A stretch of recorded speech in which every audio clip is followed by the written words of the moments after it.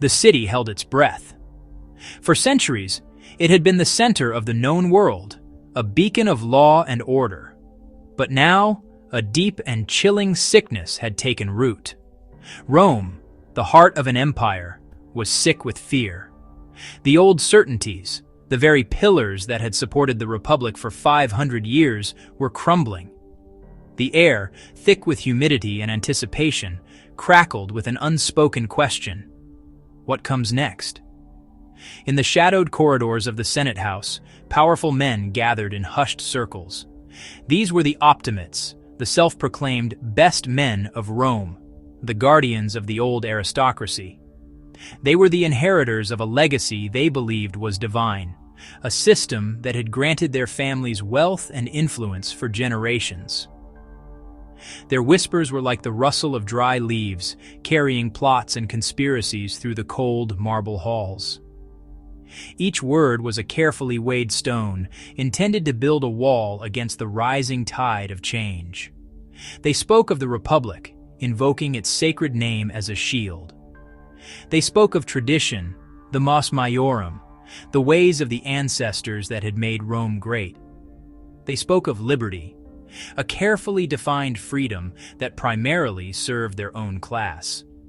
But beneath their noble words lay a deeper, more primal fear, the fear of losing control.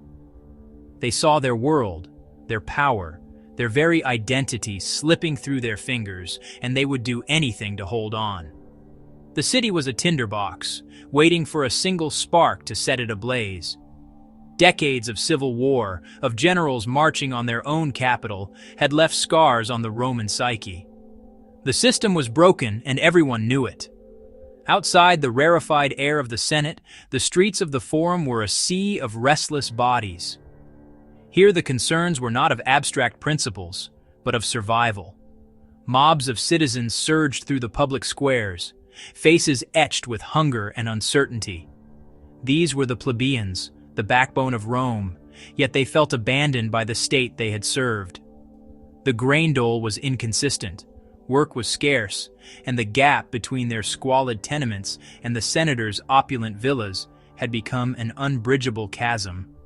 Shouts echoed against grand temples and basilicas, the marble monuments indifferent to their plight. Their anger was a raw, potent force, a simmering cauldron of resentment. The people were tired of the old ways, tired of the endless political games played by the elite, who seemed more interested in their own prestige than in the welfare of the people. They had lost faith in the institutions that were supposed to protect them. They yearned for a savior.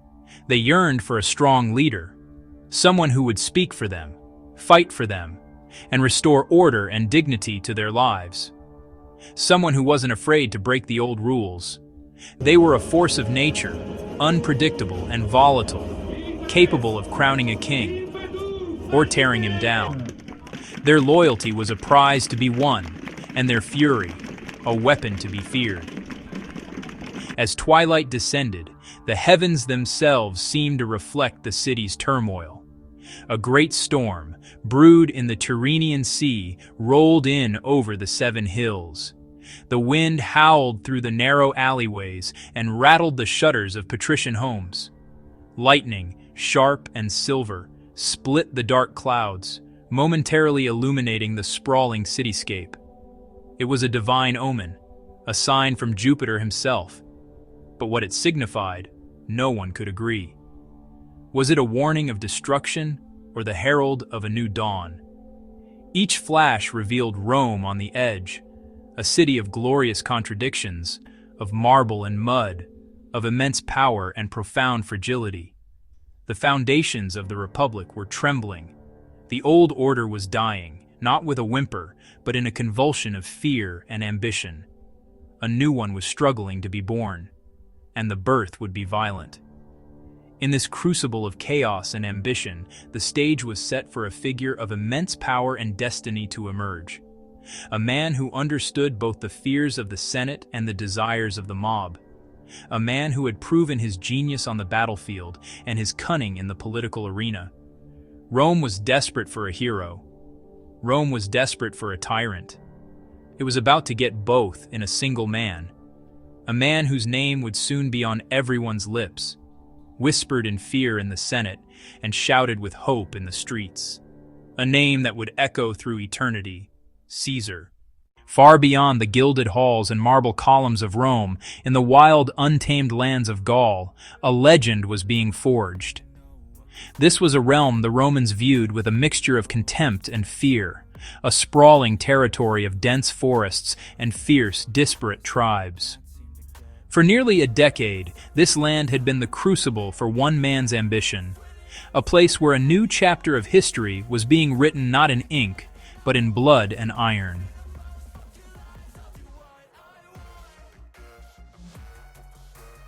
His name was Gaius Julius Caesar. He was a general unlike any other, a commander who didn't just lead his men from the rear, but fought alongside them in the thick of battle. He knew their names, their families, their fears. This created a bond that transcended mere duty. It was an unwavering, almost fanatical loyalty. His legions were not just an army, they were Caesar's men, and they would follow him to the ends of the earth. For years he had systematically pushed the boundaries of the Roman world. He waged a campaign of breathtaking scale and brutality, taming hundreds of fiercely independent tribes and conquering vast territories from the Rhine River to the Atlantic coast. He didn't just defeat his enemies, he subjugated them, incorporating their lands and their people into the ever-expanding fabric of the Republic. His victories, chronicled in his own dispatches back to Rome, became the stuff of legend. They were sung in the rowdy taverns of the Subura and debated with a mix of awe and apprehension in the hallowed halls of power.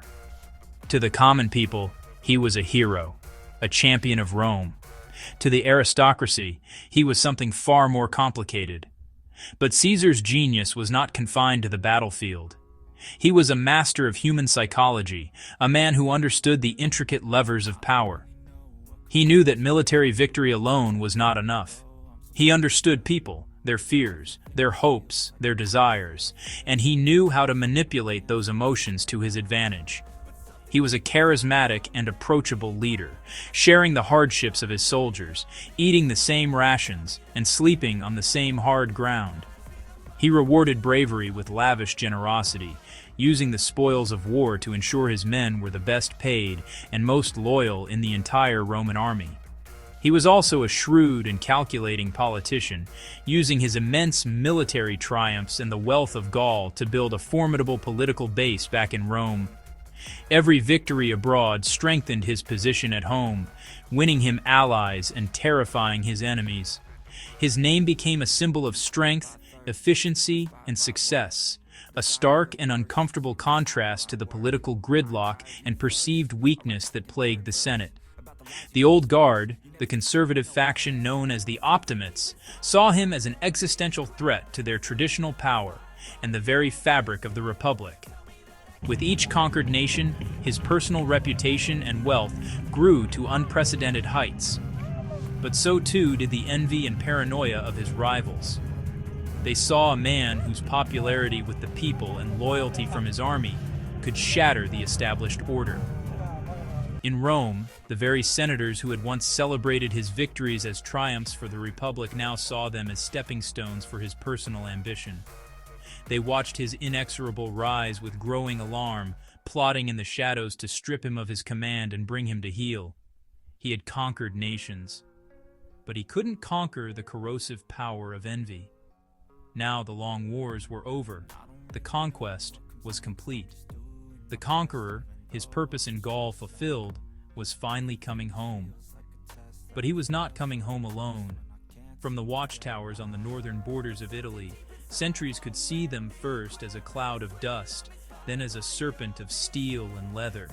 They could see the banners of his victorious legions, the golden eagles glinting in the sun, symbols of Roman might now bound to the will of a single man. Their approach was not just the return of a victorious army, it was the arrival of a new, uncertain era. A challenge had been issued, and a line was about to be crossed. The shadow of Julius Caesar, long and imposing, forged in the forests of Gaul, was finally falling over Rome itself. The Republic had endured for 500 years, But it had never faced a man like Caesar. The city and the world would never be the same again. The story of the rise begins far from Rome. It begins in the wild, untamed lands of Gaul. For 8 long years, this was Caesar's world, a brutal landscape. They marched through mud and snow. The Gallic tribes were fierce warriors, proud and independent. They fought to protect their homes, their freedom. But they had never faced a mind like Caesar's. He was a master of strategy. His campaigns were a whirlwind of speed and surprise. He built bridges in days. He constructed siege works that defied belief.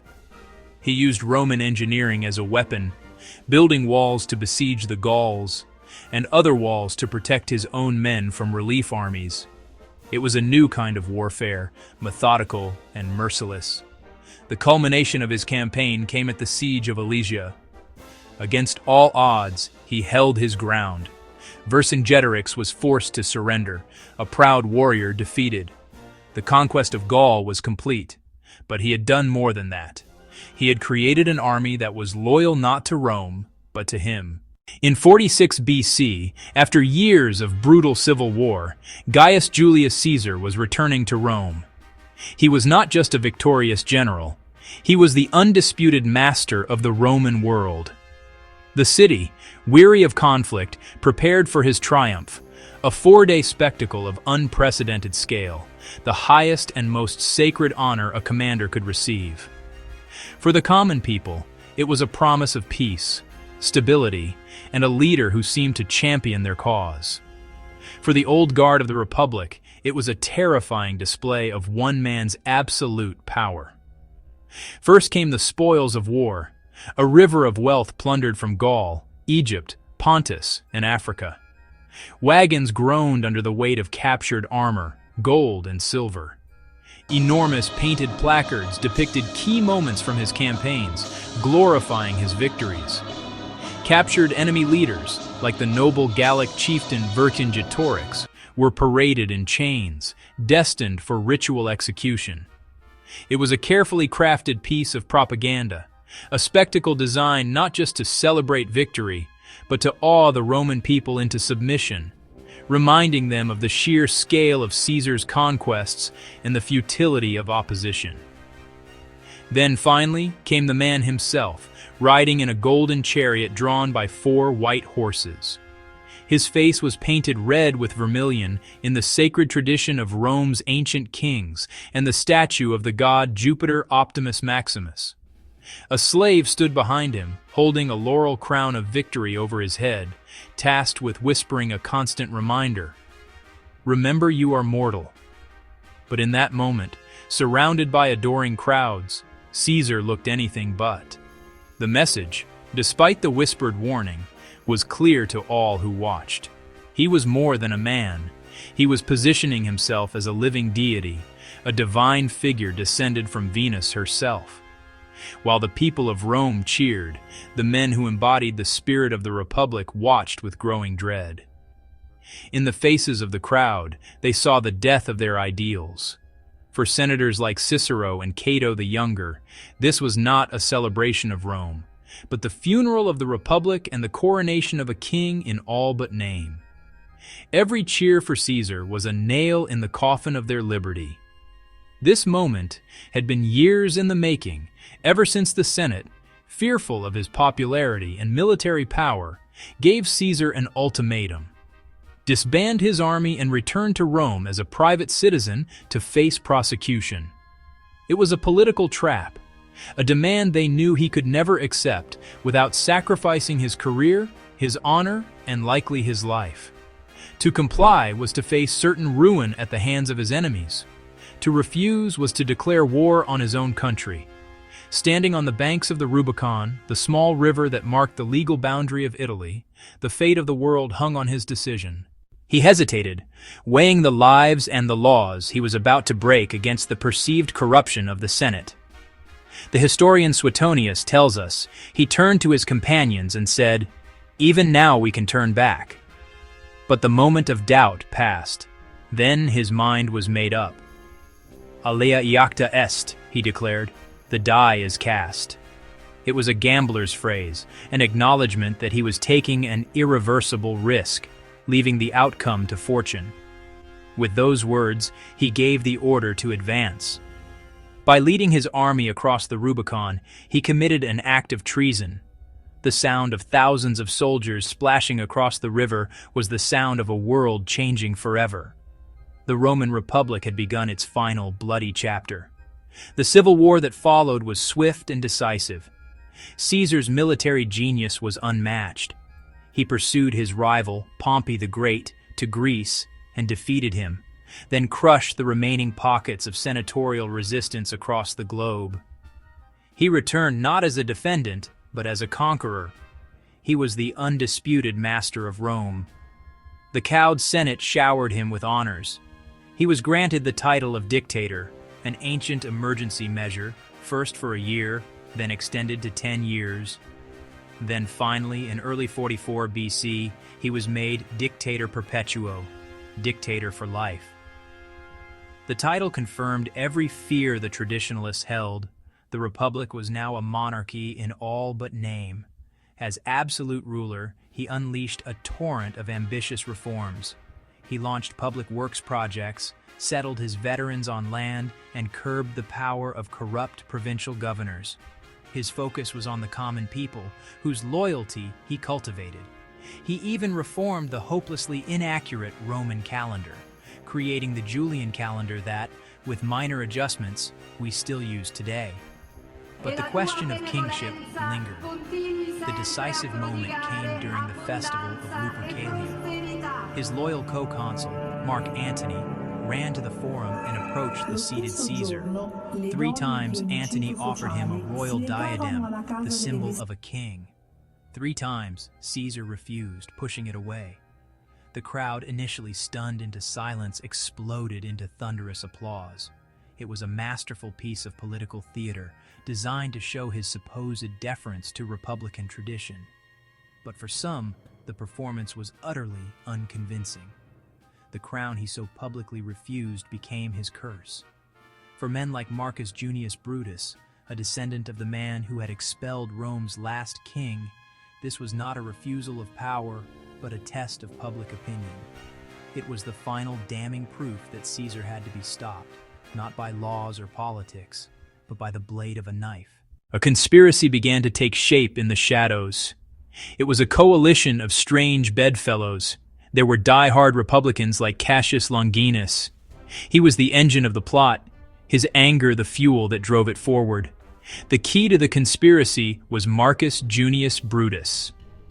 He felt a personal affection for Caesar, but his love for the Republic was greater. They hid their daggers, short and sharp, in the scroll cases they carried into the Senate House. The very symbols of law and learning would become the instruments of death. The morning of the Ides of March, the 15th day of the month, dawned over Rome.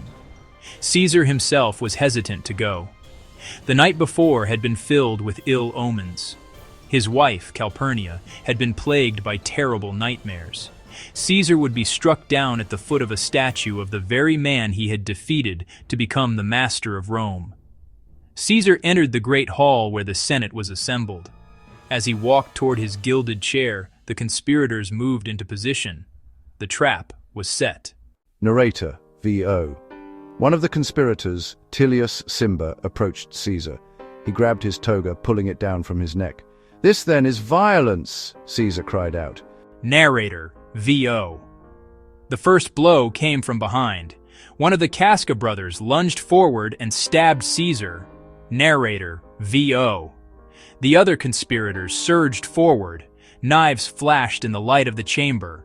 Narrator, V.O. And then, through the sea of furious faces, he saw him. He saw Marcus Junius Brutus. Seeing Brutus seemed to break Caesar's will to fight. Caesar, on screen, et tu brute, narrator, V.O. The line, immortalized by Shakespeare as et tu brute, has echoed through the centuries as the ultimate expression of betrayal. Narrator, V.O. He pulled his toga up over his head. Caesar collapsed at the foot of Pompey's statue, his body convulsing as his lifeblood poured out onto the marble floor. Narrator, VO. For a moment, there was only the sound of Caesar's body hitting the floor. Then a profound and heavy silence descended upon the chamber. Brutus, on screen. Sic semper tyrannis. Narrator VO. The conspirators believed they had saved the Republic. They were wrong. They had not saved it. Narrator VO. They had killed a man and unleashed a storm, a civil war that would destroy what they claimed to fight for. The sun sets over Rome. The city breathes, a living monument to centuries of glory and turmoil. He rose higher than any Roman before him. In doing so, he showed everyone exactly where to strike. He stands alone, a testament to one individual changing the world. In destroying him, his assassins ironically paved the way for the very empire they feared. A timeless warning that envy can be a far more dangerous enemy than any foreign army. Subscribe for more cinematic history.